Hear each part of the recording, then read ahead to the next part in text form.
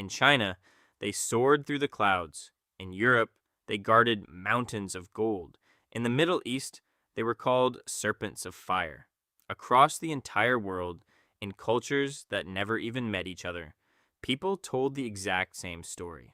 Giant scaled creatures that breathed fire and ruled the skies. So, how did ancient humans, separated by oceans and thousands of miles, all imagine the same impossible monster? One of the leading theories starts underground, with bones. Ancient people regularly dug up massive fossilized skeletons of dinosaurs and other prehistoric creatures with no understanding of what they were looking at. Imagine finding a skull the size of a horse, with teeth like daggers, buried in a hillside 3,000 years ago.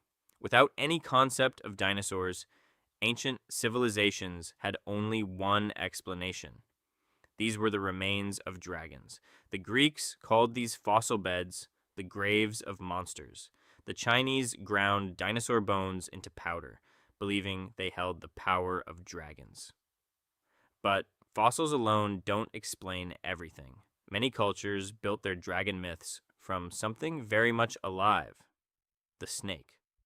Snakes were one of the most feared creatures in the ancient world. They were silent, deadly, and could kill with a single bite.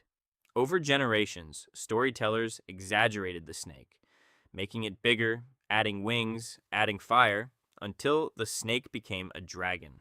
This is why so many dragons across the world share snake-like bodies, even in cultures thousands of miles apart. There's another theory, proposed by some historians, that dragons are a kind of universal nightmare, built from humanity's oldest fears. For millions of years, early humans were prey. They feared three things most: big cats that pounced, birds of prey that swooped from above, and snakes that struck without warning. Some researchers believe the dragon combines all three predators into a single creature: claws like a cat, wings like a bird, and a body like a snake. In other words, the dragon might be the ultimate ancient nightmare. Every human predator merged into one terrifying myth. But dragons weren't only feared. In many cultures, they were also worshipped. In China, the dragon became a symbol of the emperor himself, representing strength, wisdom, and control over nature. Emperors claimed to be descendants of dragons, using the myth to prove they had the right to rule.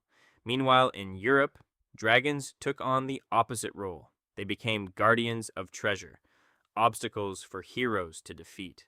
This is where stories like St. George and the Dragon came from. Tales of brave men proving their worth by slaying the beast. So, which theory is correct? Fossils, fear, or fire? The truth is, it's probably all three combined.